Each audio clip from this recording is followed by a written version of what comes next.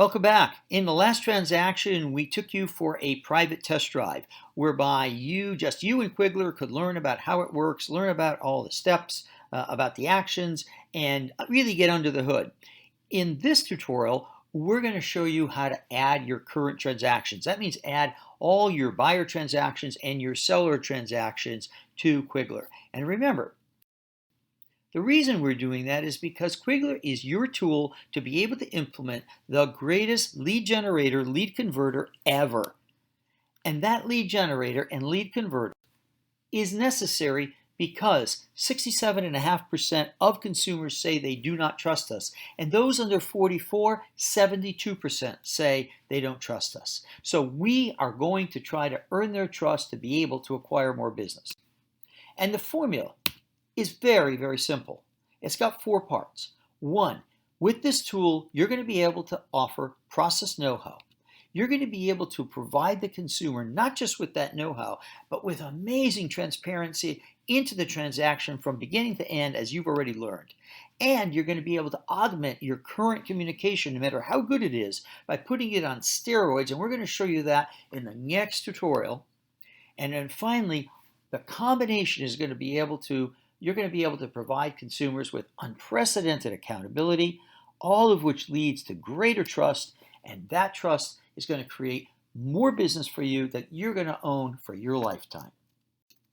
So let's begin here at your transaction dashboard page.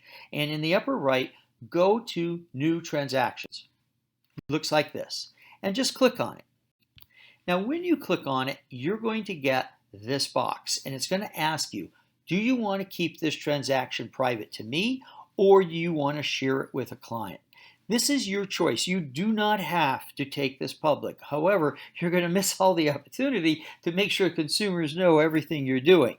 But regardless of whether you keep it private or you share it, you're going to have to enter all of their client information, and that's only for your organizational purposes.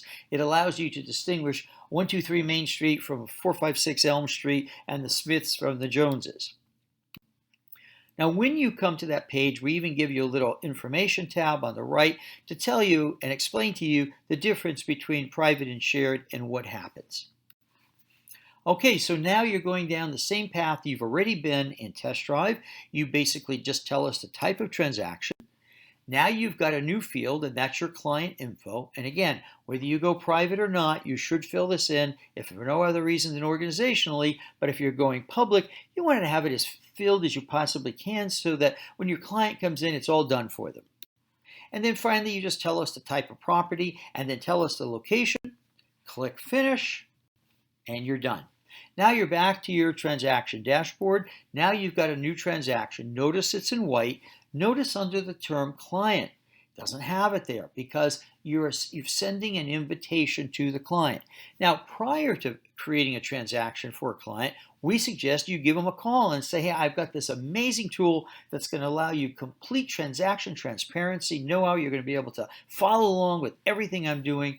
And I'm just going to ask you, go pick up your email in 10 minutes, and I'm going to send you a link. And we're going to show you what that looks like in the next tutorial. But that's the way we urge you to tell your clients what's coming if you haven't already done so in your listing presentation or when you've tried to pitch them.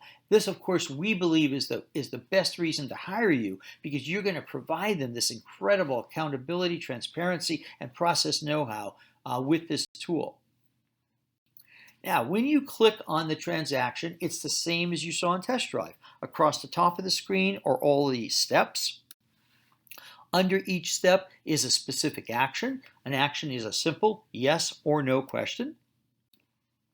And then above the actions are the 3 tabs of open, meaning incomplete, completed, and agreed. And agreed, we'll show you that in the next tutorial. Remember now, you can just click on each transaction every time, open it up. You can then go to the step on top, click it, and you'll instantly know what you have or have not done at that step of the transaction. Now remember, when you complete one of the actions, it moves from the open actions to the completed actions. And when you are completed all the actions in a step, up above It'll no longer go to green. It'll just have no color at all so that you know you can just skip by it. You've already completed everything at that step. Now, just a reminder, it is our goal here is one, to help you always be compliant, help you to generate more business, help you to make sure you can provide process transparency and process know-how. And therefore, remember, if you cannot answer anything wrong, we always prompt you to do the right thing. The purpose of Quiglr is to make sure that you are always on track to always do the right thing. So remember, this is what you're going to see should you not do the right thing, and it will tell you what to do. Okay, get ready for the next tutorial on your client updates.